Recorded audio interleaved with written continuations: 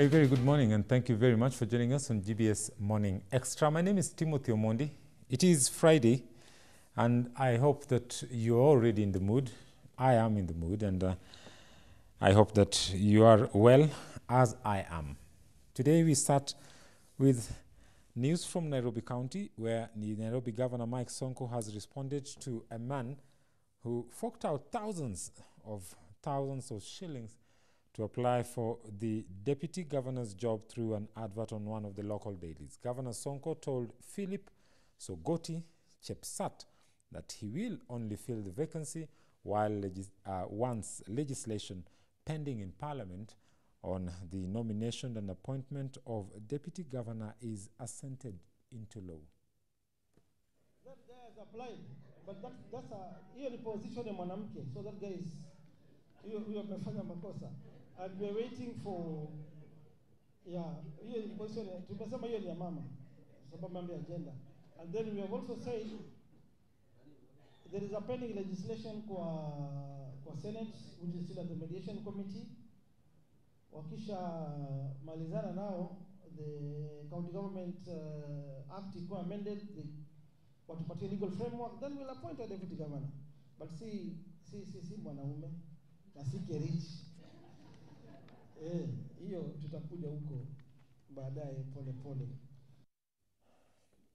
Well, moving on now, the Auditor General Edward Ouko yesterday commissioned the construction of a 320 million Eastern Regional Office in Embu. While commissioning the construction, Ouko said that the purpose of the construction of the office was to devolve services closer to the ordinary Mwananchi. This is part of the devolution process of the office to bring the offices closer to where the resources are. And you know, the resources are increasingly going to be brought to the people. And so this office is going to help the ordinary Wananchi by making sure that we are closer to where the resources are being spent. So we can give better assurance, comfort to the Wananchi and safeguard their resources. This is the fourth building we are building. The first one we did was in Garissa, and that one we delivered it within 15 months, and it cost us 160 million. Moving on very quickly to a more pertinent issue, the Water CS, Simon Chelugui, has put on notice private and public companies polluting the Nairobi River.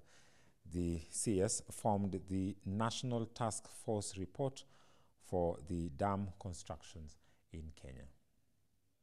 The country is also facing very unique challenge of pollution of water. And as I said, we are putting in place measures which will include environmental protection and conservation to safeguard siltation and pollution of water sources. I direct Water Resource Authority to put in place a mechanism of pollution control to our water sources and rivers.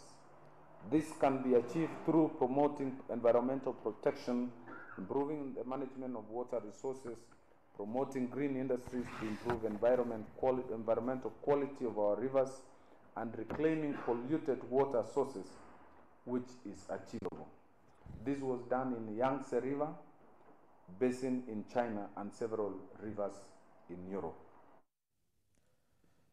Well, to the corridors of justice now, just a day after the president commented on the stalemate between the Senate and the National Assembly over the revenue allocation.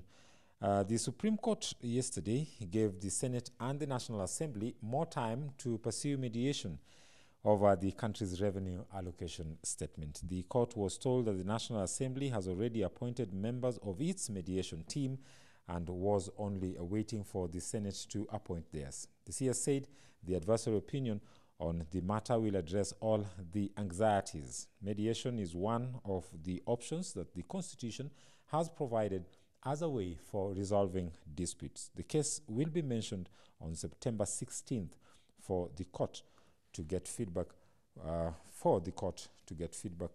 the mediation process. Let's listen into this bite. It is members to the mediation committee as required by Article 113 of the Constitution. Number two, thereafter the houses, both houses, shall undertake the constitutional mandate under Article 113 and report to this court as soon as possible. Ladies and gentlemen, you don't have to take the 30 days that are there in the Constitution.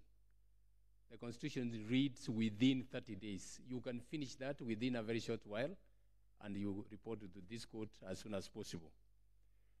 Mr. Ngatia, you say you raised issues that the reference as other major issues. We agree with that. But the division of revenue bill is one of the issues that should be resolved along with that. And we can't hear this, reference in installments as it were. So we are leaving it to you to finish your process as soon as possible, or if you are unable to resolve, report to court as soon as possible. You don't have to take the entire 30 days, and thereafter we will be able to deal with the matter. We want to mention this matter. When do you think, Professor Kindiki, we should be able to mention the matter?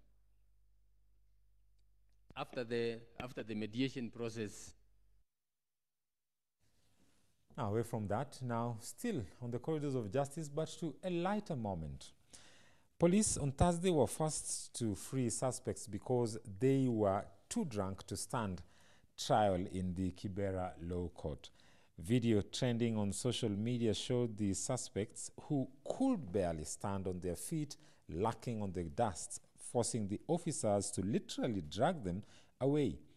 Nairobi area police boss Philip Ndolo told journalists that the suspects were released on humanitarian grounds. According to the police, the suspects were arrested in the morning during the multi-agency operation against illicit brew. In the soup, 135 people found brewing and consuming the brew were arrested. Images of the drunk suspects lying on the ground next to two prison buses trended on social media for the better part of the day.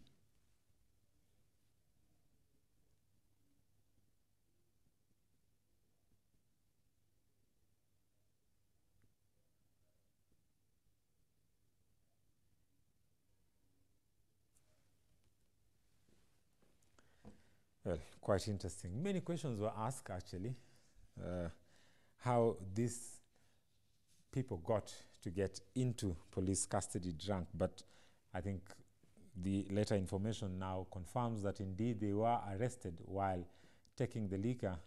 Hence, I think it took a toll on them when they realized that they were arrested. Now, today being a Friday, we've got lots of entertainment for you here on studio, but then we take a short break. We'll be right back, and we're going to put in a little gist to the whole program today. Just a small segment that will shed more light into the entertainment industry. But before that, let's take a short break. We'll be right back.